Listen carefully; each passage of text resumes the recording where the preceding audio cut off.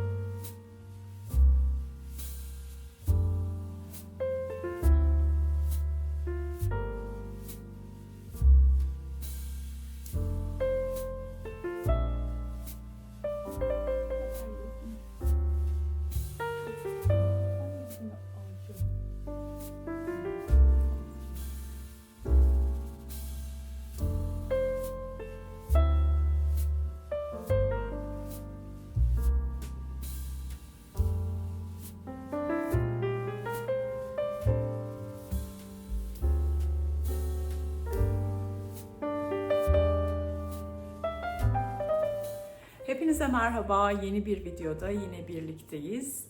Bu haftam gerçekten de çok yoğun geçti. Havalar da birden ısındı, çok sıcaktı. Ondan sonra bayağı yoğun işlerim oldu bu hafta içinde. Fiziksel olarak bacağım şu an çok daha iyi durumda. Gerçekten sanki %80 zamanda sanki hiçbir şey yapılmamış gibi hissediyorum. Sanki hiç ameliyat olan ben değildim bacağımdan, dizimden.